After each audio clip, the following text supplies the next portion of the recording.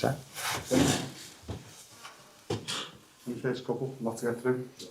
Arne, obviously we know Alexander Isak has travelled, but where's he at in terms of the level of the role he can play tomorrow night? Finished close to a week of team training sessions now, so he can play a part, otherwise I wouldn't take him. I decided not to take him to the Etihad because we felt in talks with the player medical performance staff that he wasn't able to get a performance out of him yet. And since he's with us now, we do think that we can get a performance out of him now, but not to start. That'd be clear. Obviously we saw you start well at the weekend, but after the first goal was conceded, things got away relatively quickly. After the game, Virgil then criticised some of the effort in the latter stages of the game as well. What impact do words like that from your captain have on the dressing room, and how have you had to maybe pull things together since the weekend? Yeah. Sometimes in a game of football, you want to do things in a certain way, but you're not able to for various reasons. But one of them can definitely be conceding goals when you think you are playing well and you think you're in the game. And usually in football, moments that hurt you most is just before halftime and just after halftime. So you go in at halftime over large spells of the game, feeling you went toe-to-toe with City, but then you're 2-0 down. And then immediately after halftime, you concede to 3-0. Then I saw, indeed, 5 minutes in between. We got two big chances from Mo, by the way, but where it was too open and, yeah, players were struggling. The good thing for us was that after the 4-0, City seemed to be okay with the 4-0, and we had the ball and had constant ball possession. We're not able to create that much anymore. But I didn't see players giving up in that part of the game. But I think it's also good from a captain that he has a strong and firm reaction after a game like that. And hopefully it's not only immediately after the game, but we can as a team show a strong and firm reaction tomorrow evening. So what do you see in your players that gives you the belief that they can react to that, and not just react to that, but also maybe still rescue the season in this very competition? Yeah, that's a very simple answer. The first 35 minutes. Because it's not the first setback we've had, losing 4-0, not the first time that there's 10 to 15 minutes or 20 minutes of a game where we don't play our best football and we immediately get punished by goal. Sometimes it's one, sometimes it's two. In this situation, there were four. The only 4 chances we gave away in the game, by the way. But the first 35 minutes gives me a lot of confidence that we're able to go toe-to-toe against a team that, combined with Paris Saint-Germain, is for me one of the best or the best 2 teams in open play. The hardest teams to play against in open play, I have to say it like that, because of their quality, because of the way they are managed. And we were able to do it very well for 35 minutes. But I can tell you, if we have the 20 minutes we had at City, if we have them tomorrow evening here, we will again concede 4 goals. Because these players over here know how to act if we are having 20 minutes of that. So it's a challenge for us to be from the first till the last second at the level we were in the first 45 minutes. If not, it's going to be a really hard night again, like it was last year, where we completely deserved to lose 4-0 over here, or maybe more. But that's the beauty of football. In the 85th minute, we scored a goal where I was almost like, wow, this was robbery. Ian Dennis from the BBC. For a manager under scrutiny, after the comments from Virgil van Dijk at the weekend, what would you say the mood is for the players? Do you say something to the players, or do you let them sort of like police that themselves in the dressing room? No, of course we talk to the players in meetings, but also individually. But I think it makes complete sense and it's completely normal.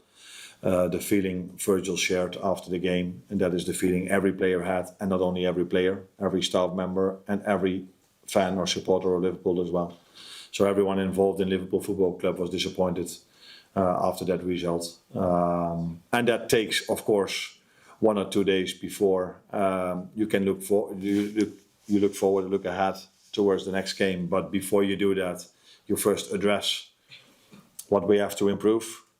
And that's quite obvious. I think everyone can see that if you only look at those 20 minutes. We can see a lot of things that we can improve. And we cannot compare Paris Saint-Germain with City completely, because when we had the controlled ball possession in the first 35 minutes, that also had to do with City staying more positional, not going so aggressive towards us, where Paris Saint-Germain has showed in the last seasons when Luis Enrique is here that they do not give you any second of time to have the ball comfortable on your feet. It's press every second of the game. And how do you harness that negativity to turn it into something positive ahead of this game? No, the good thing is that during this year we've become quite experienced in terms of negativity because of all the setbacks we've had this season. And this was a big one because it was the quarterfinal, because it was a big loss, because it was against our rivals. But for me, it felt just as bad when we were, I think it was 3-2 up at Leeds, and we conceded an extra time, when we were going 2-1 up or 3-2 up against Fulham, and we conceded an extra time. I didn't forget, but I cannot. If I start to name up all the setbacks we had this season, then I see a few other people want to ask questions. Then that's probably not possible. Thank you.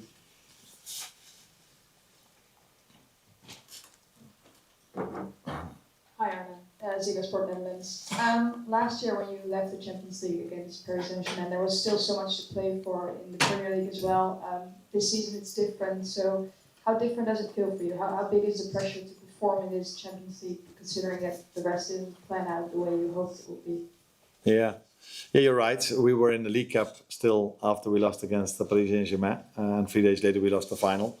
I think if you play a quarter-final, doesn't matter that much where you are in the season. If you're still in the FA Cup, League Cup, or where you are in your domestic league, it's always a special moment.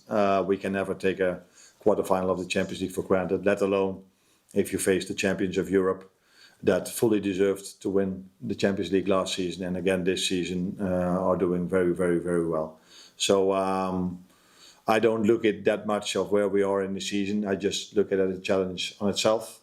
And a nice one, because in football it's sometimes also nice to get a second chance. In life, in general, it's nice to get a second chance. And as I said, City and Paris Saint-Germain are quite comparable, not only because they have owners from the same area, but also because of the quality they are having and the style of play they want to have, or they have. So it's another chance for us to show that we are not the team that we were 20 minutes that we prefer to forget in the Etihad, but we were the team in the first 35 minutes. Thank you. Bonjour, possible en français? Merci. Where is Sorry. it? Just not see. This one.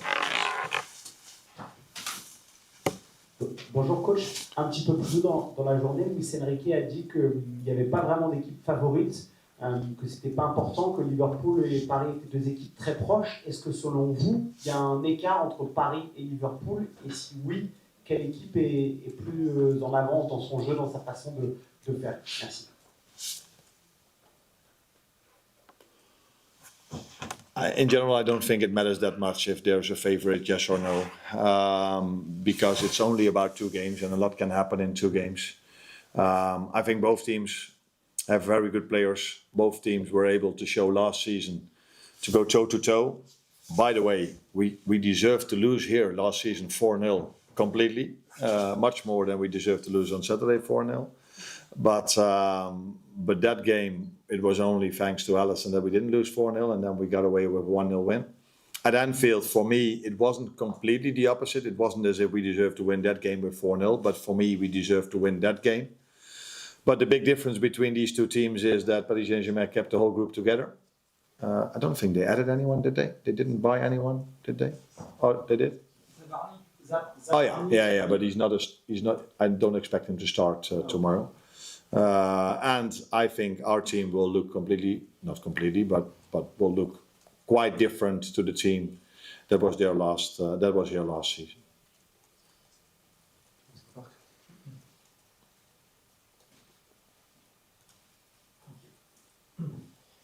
coach Juan Correa for Fox Mexico. Last year, after that tie, it was like a boost for PSG to end up winning the UEFA Champions League. After a difficult season for you, do you imagine a similar scenario for your team after this tie against them? Well, I don't think so far ahead, especially not if you face Paris Saint-Germain. So, like I said, the Champions of Europe fully deserved this season. Kept the team together, as it proves out in football. Usually, the longer teams play together, the better they even become. If that was even possible, because they were so impressive last season. But I watched quite a lot of games of them, and they're just as impressive, maybe even more impressive this season. There's even more rotations, and they are still a very good team. But as it is in football, details can decide a lot, because who takes penalties best? That is what made the difference last season for Paris Saint-Germain, to beat us and then go all the way to win the final. And usually a team needs to win a penalty shootout. It's the same in the World Cup or in the Champions League. You usually might need one time to win a penalty shootout. And as much as I want to believe that there's no luck involved in a penalty shootout, because you can train it, you can prepare it, you can do a lot of things for it. Sometimes maybe this has to do also a little bit with luck with the goalkeeper, because Donnarumma was great in that shootout. And a week ago, I think I was like, okay, Italy will probably win this shootout, because I had nightmares of him saving all these penalties from us. But now he wasn't able. So that is sometimes also football. But I'm not looking so far ahead. It's first this task tomorrow evening. And then on Saturday, there's a big game in our stadium against Fulham. And then the next one against Paris Saint-Germain. And for the ones who don't know, then there's another big game. Playing away from home, I think, Tony, is it? Everton, yeah. That's also a big game. We have a lot of hands. We have time for 3 more, so we got one there, then one, and then last one here. Hi, Coach. Yes, Peter from 90 Minutes. From France, we've seen that you talked a lot about this PSG game last season and even this season. Can you explain to us the impact these 2 games against PSG last season have had on you and your team? And in the second time, do you think PSG is a better team right now than they were last season when you faced them? Yeah. I wouldn't say I spoke that much about it, but maybe more than I spoke about several other games. And then immediately stands out speaking more about that game. The reason why I come back to that game a lot is because, especially at Anfield, I liked it because we played a little bit better than over here. But in both games, it was all about football. And this season, I've seen so many times that certain tactics are used that are not, you cannot do anything about. I'm talking about time wasting or all kind of other things in football, and that was not the case in both legs that we played Paris Saint-Germain. It was just going toe to toe and try to win it in the team that was best over 2 legs. Are they even better now? I just said that already. It's almost impossible to be better than the team they were last season, because they were already that good last season. But as I just said, almost every team, maybe every team, gets better the longer they play together. And I think Paris Saint-Germain is also an example of that. But it's only if you are... So in the 100-meter sprint, if you run 9.8, you cannot go to 8.6. You can maybe go to 9.75. And these are the margins we are talking about in Paris Saint-Germain. We're on a different stage now because we made a big transition in the summer. But we are trying to go to that 9.8 again, and hopefully even to 9.75 if I keep that example. Good evening, Coach. Bobby Harrison, Fast Media Armenia. Given how important Alisson Becker was in the last year's win over PSG, do you expect Mamardashvili to have a similar impact, or will things be different this time? Thank you. We prepare the game, and if the game goes as I hope it goes, we don't need our goalkeeper. But the question is that's realistic, because I think Paris Saint-Germain scored in all of their home games except for one, if I'm informed correctly. So usually, if you go against a team that's so offensive as Paris Saint-Germain is, with the quality they are having, then usually you need a good goalkeeper that day. So, but for 35 minutes at the Etihad, I thought we didn't need a goalkeeper.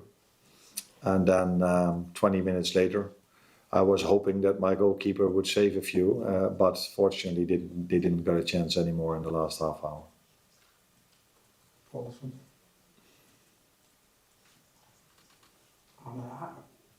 How do you see a way out of the recent results? Because obviously there's criticism of you, there's now criticism of the players that they're not trying enough in games. There's going to be a protest on Saturday against another part of the club.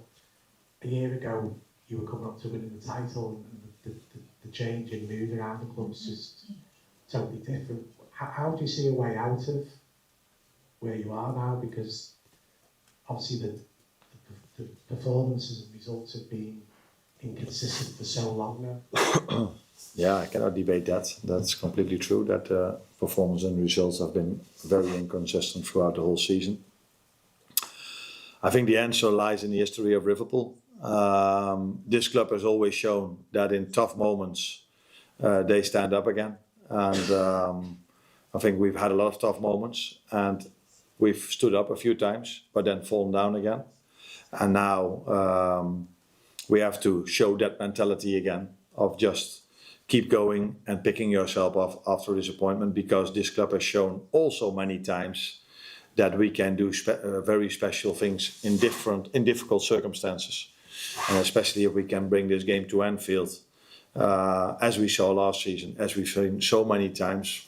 The recent example was the Galatasaray games, where we didn't have the best game away at Galatasaray, and we played it, probably the best game of the season at home against Galatasaray. So the answer is already in the history of Liverpool, but it's easier said than done, because we've shown far too many times this season that we have phases in the game, like the 20 minutes we had at the Etihad. Usually it's only 5 to 10. That's why we usually only concede one as a maximum of 2 goals. But 20 minutes, that means 4 goals conceded. So yeah, like I said, easier said than done. But this group has shown many times to come back after setbacks. And this club has even done it many more times. So there is where we, apart from the quality my team has, by the way, Paris Saint-Germain has a bit of quality as well, but my team have shown many times in big games, with the exception of twice at the Etihad, that we are able to compete with the best teams in Europe. And now it's up to us to show the team that we've been, and I can name up Real Madrid, these games. Yeah.